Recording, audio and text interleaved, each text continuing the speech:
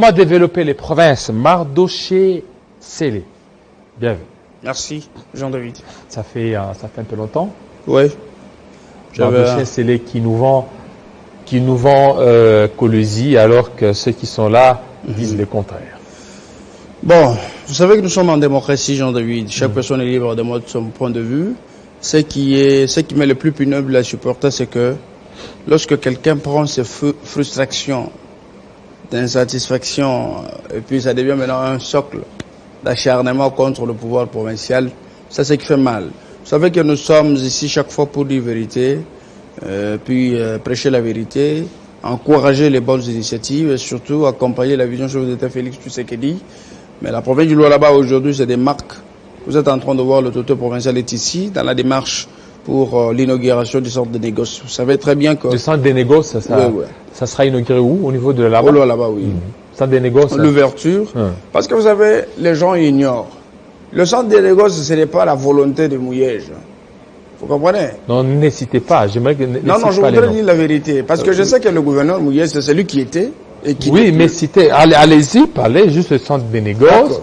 Et allez-y tout droit au but. C'est ce que je dis. Citer les noms des gens. Parce que au centre de négoce, il y a eu des dettes. Avec Congo Investissement, parce que c'était... Il y a des dettes? Oui.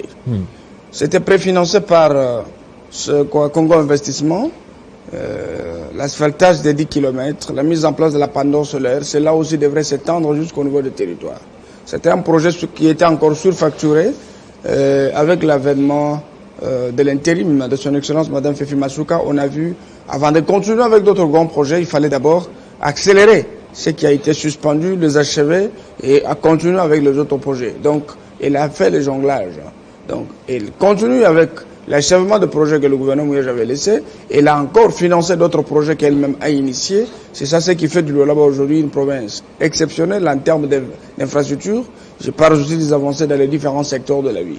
Donc l'important aujourd'hui, c'est qu'il y a eu beaucoup de projets que le chef de l'État a initiés depuis son accession à la majesté suprême qui a en quelque part un peu saboté par quelques représentants dans les différents secteurs de la vie. Aujourd'hui, avec l'avènement de 145 territoires, c'est un projet qui vient aux rescousses des autres projets qui ont quelque part souffert d'un problème de régularité. Alors aujourd'hui, nous sommes en train de voir qu'il y a maintenant la marche. Tout le monde est concentré pour voir dans quelle mesure ceci peut être mis en exécution. Mais si il s'agit seulement du développement de province, tout dépend de l'énergie, n'est-ce pas? Et c'est que le représentant du chef, je parle des gouverneurs de province, partout où ils sont, c'est qu'ils mettent en musique comme compétence, conformément à cette vision, par rapport aux besoins que présente le peuple. C'est ce qui fait la province du Lualaba. Parce qu'avant que le chef de l'État parle du projet de 145 territoires, au Lualaba, il y a eu déjà de l'anticipation avec Masuka. Qu'est-ce qu'elle a fait, Masuka? Elle avait commencé par mettre en place, n'est-ce pas, le programme de 145, excusez-moi, la pendule solaire avec photovoltaïque nouvelle génération. Cela a déjà commencé, déjà sous la ville d'écologie, la ville est éclairée, même les territoires, le projet continue.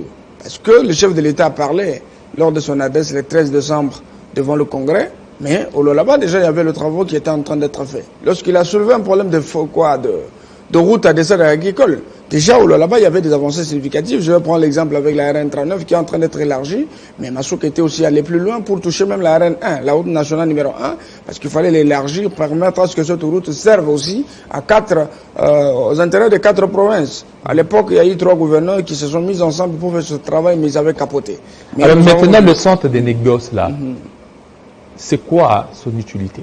Le centre des négoces vient en quelque sorte comme un marché où les artisanaux miniers doivent faire leurs activités de vente et achat de minerais dans des conditions qu'il faut. Et ceci va permettre d'attribuer plus de crédit à cette catégorie de personnes qui travaillent beaucoup mais quelque part un peu négligées. Vous comprenez? Donc ces travaux ont été initiés à l'époque du gouverneur Mouyège mais suspendus. Parce qu'il y a eu un désordre dans le financement de ce grand projet et tout était préfinancé, mais le gouvernement provincial est resté redevable à cette société qui n'a rien touché des gouvernements. Il y a eu encore une escroquerie au niveau de la filiale minière de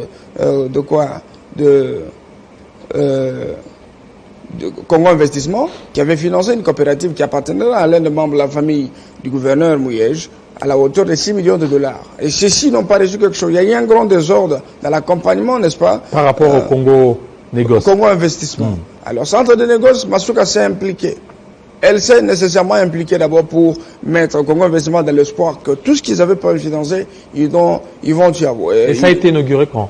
Non, là, l'autorité à Kinshasa pour prendre langue avec l'autorité de tutelle, je parle de Madame la ministre de Mines, pour voir dans quelle mesure les conditions peuvent être prises afin que ce centre de négoce soit inauguré.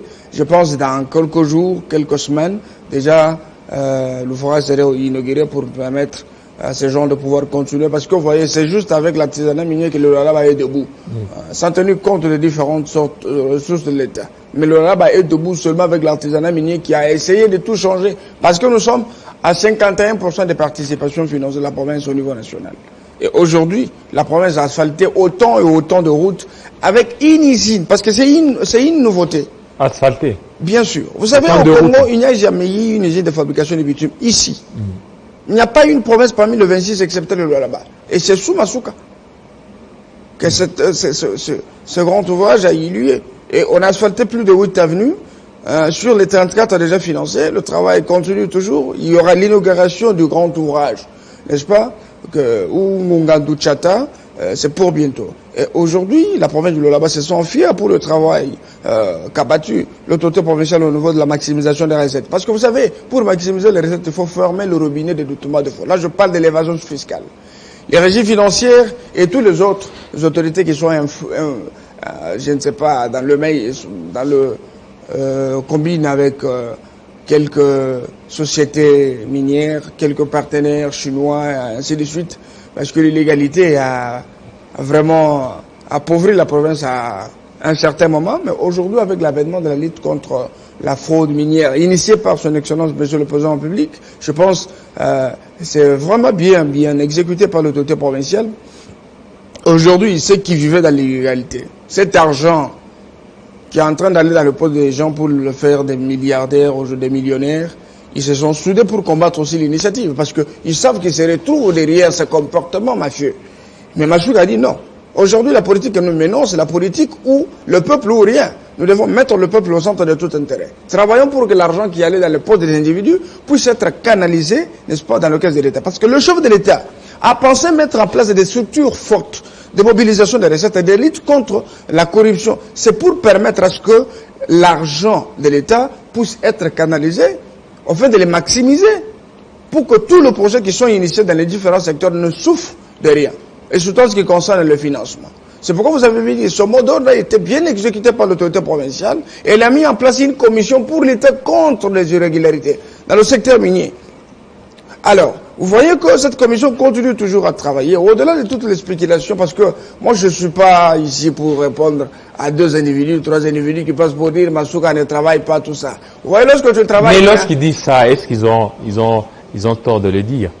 Ils n'ont pas tort, c'est ça la démocratie. Vous savez, et ils ont avancé des arguments. On a reçu des gens qui sont venus ici parler et disent que non, Masuka, oui, outre les communicateurs qui passent à Toubrouba ici, les Mardoché et les autres, Masuka n'est pas absolument rien. Et puis une précision de terme. Moi, je ne suis pas communicateur de Madame Fifi. Vous n'êtes pas vous êtes masoukiste. Je ne suis pas communicateur. Vous êtes masoukiste. Je ne suis pas masoukiste. Alors? Je suis celui qui soutient Masuka dans sa vision noble. Soutenir aussi les chefs de l'État. Et quand vous la soutenez, vous êtes communicateur, Je ne suis pas communicateur. Vous savez que j'engage une grande structure qui est représentée dans plus de 11 provinces. La nouvelle génération pour le changement. Et il y a même quelqu'un qui m'a posé, il y a quelqu'un qui m'a dit, sans Masuka, votre structure n'aura aucun sens. Qui a dit ça? On a appris à Sans Masuka. Non, mais Jean-David, il dit, lorsque vous défendez Masuka, ce que vous avez, alors Masuka vous donne, vous êtes en train d'entretenir votre structure. Ni t'étais ça, Mawa. Mais c'est un mensonge. Les gens qui me connaissent, ils savent que je suis un farouche opposant de Mouyej depuis 2016. Je suis l'unique jeune qui avait fait une déclaration pour demander au chef de l'État que nous avons besoin d'avoir un homme prévidentiel à la tête. Nous avons déjà compris qu'il y avait des mafias. N'est-ce pas? Il y avait beaucoup d'antivaleurs dans la gestion du gouverneur Mouyej. Et après, lorsque l'autorité provinciale, que nous avons aujourd'hui, Madame Masuka Saïni, le gouverneur intérimaire du Lualaba, les gens sous-estimaient. Les autres n'arrivaient pas à comprendre que cette femme incarne des valeurs cardinales. Cette femme connaissait le problème de Lualaba. Elle peut mieux faire que l'autre. Les gens doutaient. Mais nous, Moi, personnellement, j'avais déjà compris qu'Anel y avait ses compétences. Lorsqu'elle est sortie de sa réserve pour exposer, n'est-ce pas, ce qu'elle avait comme compétences, les gens ont grillé. Vous comprenez? Parce que vous avez vu aujourd'hui, juste avec l'avènement de Masuka à la tête de la promesse, l'artisanat minier n'a pas recouru aux emprunts. Avec le centre de négoce. Non, centre de négoce d'abord, non. Centre de négoce, ce sont les superficiels. Ça coûtait combien à l'État ça coûtait combien à la province? J'estime quelque chose de 6 millions de dollars, 7 millions. 6 millions? Oui. Mais alors, ce que moi je voudrais vous dire, c'est quoi? Masuka n'a pas recouru aux emprunts. C'est pour répondre à ceux qui disent que non, nous sommes derrière Masuka pour je ne sais pas moi. Mais, on met l'accent sur l'artisanat minier, on paye les dettes que le gouvernement Moïse nous a laissées. 109 millions. On passe. Juste avec l'artisanat minier, avec cette femme que les gens disent qu'elle est en train de faire ceci, elle est en train de faire cela. Masuka parvient à améliorer les conditions de gens. Alors, pour terminer, comment développer les provinces? Comment développer? Oui, on termine, oui. On ne développe pas la province avec les fictions. Avec quoi alors? On développe la province avec l'énergie que nous mettons en œuvre. Parce que quel secret? Parce que Masuka, 1 milliard comme budget. C'est ce que je dis. Oui. C'est-à-dire, tout dépend de la volonté, l'engagement à bon escient de son Excellence Madame Fifi Masuka, la vision chef de l'État Félix Tshisekedi. Et maintenant, elle s'est déterminée, elle s'est forgé l'objectif de pouvoir mobiliser les recettes, n'est-ce pas, afin que tout le projet que le chef de l'État a initié pour répondre, rencontrer le besoin du peuple soit mis en exécution dans un plus bref délai. C'est pourquoi Masuka a mis l'accent sur l'artisanat minier et vous avez vu les conséquences que le Lualaba, c'est la première province qui génère beaucoup de recettes. Et pour conserver cet élan de développement, il fallait mettre en place des structures qui luttent contre la corruption, qui luttent contre la fraude minière et la fraude fiscale pour permettre à cet élan de développement de produire les faits escomptés. Donc, Masuka s'est encore investi dans le projet de 145 territoires du chef de l'État, lancé à travers tout l'État public, mais qui est en train de vivre l'anticipation dans cette partie de la République. Au-delà de toutes les critiques, parce que nous avons besoin de ces critiques, parce que les critiques sont des sanctions. C'est pour améliorer encore plus. Mais aujourd'hui, la province du Lualaba est en train de se développer pendant que les autres dorment, pendant que les autres se lancent à suivre ce que les autres disent sur le réseau. Le Lualaba se développe avec beaucoup d'avancées très significatives dans les différents secteurs. C'est pourquoi nous disons merci au chef de l'État, parce qu'il a eu la clairvoyance. Parce que le 145 territoires vient au rescousse, n'est-ce pas, de ces différents projets qui ont souffert, mais qui sont en train de vivre à travers ces réponses. Merci à toi, Mardoché Sélé. Vous avez été nombreux avec Jocelyn Toumba, c'était depuis 9h, heure délicatie, d'écologie. Oui, 8h ici à Kinshasa. Mardoché est venu, nous a rejoints. Avec lui, on a terminé notre matinale. Un petit mot à ceux qui vous suivent?